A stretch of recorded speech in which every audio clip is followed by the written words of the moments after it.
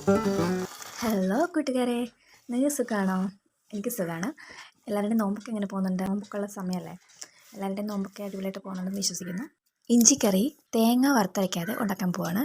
അപ്പോൾ അതിന് ഒരു 1/4 കിലോ ഇഞ്ചി എടുക്കുന്നത്. അതിൽ നമ്മൾ എത്ര ഇഞ്ചി എടുക്കണോ അതിനേക്കാളും കുറച്ചും കൂടി മുകളിൽ നിൽക്കണം ചെറിയ ഉള്ളി.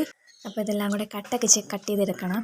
എനിക്ക് ഇങ്ങനെ കിച്ചക്കാന്ന് പറഞ്ഞിട്ട് അരി അറിയത്തില്ല കേട്ടോ. അപ്പോൾ അതുകൊണ്ട് ആ ഒരു അരിയുന്നതിലെ വിഷയമുണ്ട്.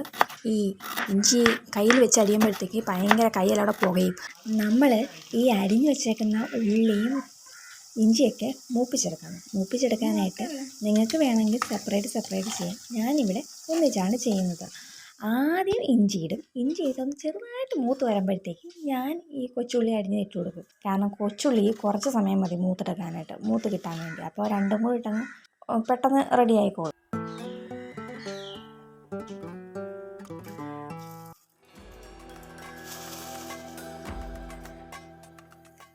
നമ്മൾ എന്തെങ്കിലും കടുവത്തല്ലേ വെക്കാറുള്ളൂ. അപ്പോൾ അതങ്ങനെ ഇതിന് ആദ്യം അങ്ങനെ കടു വറുത്തതിന് ശേഷം ആദ്യം മുളകും മല്ലിയും മഞ്ഞൾപ്പൊടി ഉലുവപ്പൊടി ഒക്കെ ഇടുക. അതിന് എരിവ് ആവശ്യത്തിന് വേണ്ടി മാത്രം ഇടുക. നിങ്ങൾക്ക് എത്രയാണ് എരിവ് കുറവാണോ കൂടുതലാണോ എന്നൊക്കെ നോക്കിയിട്ട് വേണം നിങ്ങൾ ഇടാൻ വേണ്ടി. അപ്പം ഞാൻ ഇതിൻ്റെ ആവശ്യത്തിനും അതിൽ കൂടുതലുമായിട്ട് തന്നെ ഇടുന്നുണ്ട്. കാരണം ഇവിടെ ഇച്ചിരി ഇഞ്ചിക്ക് എരിവ് വേണം. അതുകൊണ്ട് ഇച്ചിരി 2 കരണ്ടി വീതം മുളക് പൊടി ഇടുന്നുണ്ട്. അതിനനുസരിച്ചുള്ള മുളക് പൊടി കാര്യങ്ങളൊക്കെ ചേർക്കാം. മസാലകളെല്ലാം നല്ലപോലെ വറുത്തതിന് ശേഷം നല്ലപോലെ മൂത്ത് വരുമ്പോഴത്തേക്കും നമുക്ക് വെള്ളം ഒഴിച്ച് കൊടുക്കാം. നമുക്ക് ആവശ്യത്തിനുള്ള വെള്ളം ഒഴിച്ച് കൊടുക്കാം. പിന്നെ നമുക്ക് ഇച്ചിരി പുളി എടുത്ത് വെള്ളത്തിലിടാം. പുളി വെള്ളത്തിലിട്ട് നല്ലപോലെ നേരത്തെ തന്നെ എടുത്ത് ഇട്ടേക്കണം കേട്ടോ. കുതിർന്ന് വരും. അപ്പോഴത്തേക്ക് നമുക്ക് നല്ലപോലെ പിഴിഞ്ഞ് ഒഴിച്ച് കൊടുക്കാം.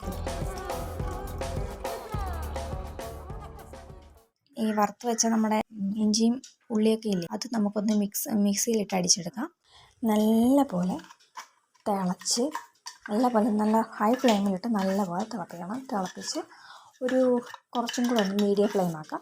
മീഡിയം ഫ്ലെയിം ആക്കി കുറേ നേരം ഇട്ട് നല്ലപോലെ തിളച്ച് വറ്റി നല്ലപോലെ എണ്ണയൊക്കെ തെളിഞ്ഞ് നമുക്ക് ഇലയിൽ ഇരിക്കുന്ന രീതിയിൽ ഉള്ള ആ പരുവമാകുമ്പോഴത്തേക്ക് നമ്മൾ നിർത്താവും. അതുവരെ നല്ലപോലെ തിളച്ച് വറ്റാം. ഓക്കെ, ഇപ്പോൾ ഇതെന്തായാലും ആയി വന്നിട്ടുണ്ട്.